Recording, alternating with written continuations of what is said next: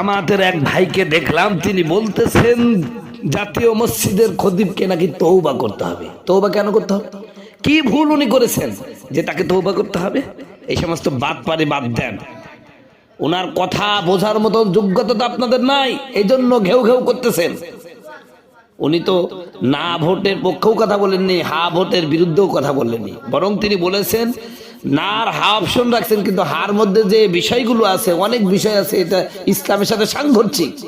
কিন্তু উচিত ছিল যে এই সবগুলো একের মধ্যে না ঢুকাই দেওয়া, এরকম বাছাই বাছাই করা হতো যে হার মধ্যে 30টা আছে, এই 30টার মধ্যে আপনি 15টা আছে যেগুলো ইসলামের সঙ্গে সাংঘর্ষিক না, তাহলে এই 15টাই আমরা হা দিতে পারতাম।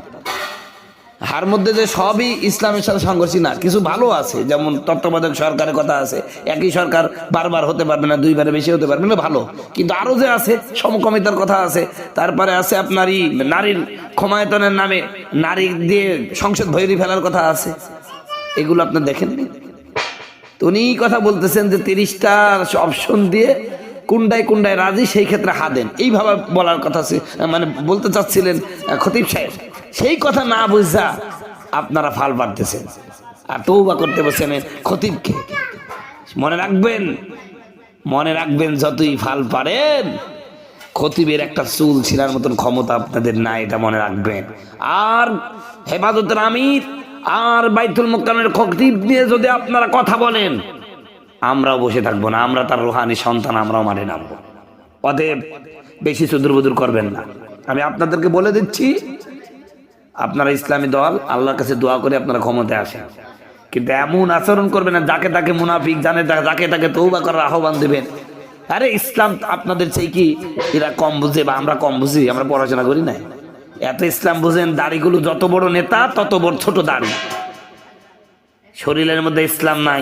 আপনি ইসলাম কায়েম করবেন সংসদে, শয়তান এই কথা শুনে হাসে।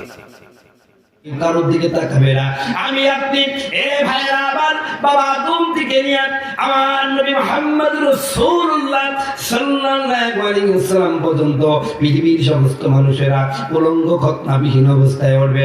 আম্মা জানা আয়েশা নবীকে ডাক দিয়ে বলেন, ইয়া রাসূলুল্লাহ, ইয়া হাবিবাল্লাহ, কিয়ামতের কঠিন মুসিবতের দিনে লক্ষ লক্ষ জনতা যখন উলঙ্গ ভাবে উঠবে, আমি আয়েশা কি উলঙ্গ ভাবে উঠবো? এটা তো বড় লজ্জার বিষয়। আমার নবী ডাক দেয়া বলল, আয়েশা, এটা লজ্জার কথা বলছো, শোনো, কিয়ামতের ময়দানটা এমন ভয়াবহ হয়ে যাবে, এমন বিভীষিকাময় হয়ে যাবে, সেদিন কোনো ব্যক্তি একটা বারের জন্য চক্ষুটা নিচু করতে পারবে না। সুবহানাল্লাহ। আমার মুসলমান ভাইরা, আমার মানুষগুলো বাঁচার জন্য আল্লাহর কাছে মিথ্যা কথা বলবে। ও আল্লাহ, তোমার ফেরেশতারা ঘাড়ের পরে বৈশা কোনো কাজ পাই নাই, এই যে অমুক গুনাহ লেখছে, আমার তো মনে পড়ছে না, কই পড়ছে না, বুঝতে পারছে?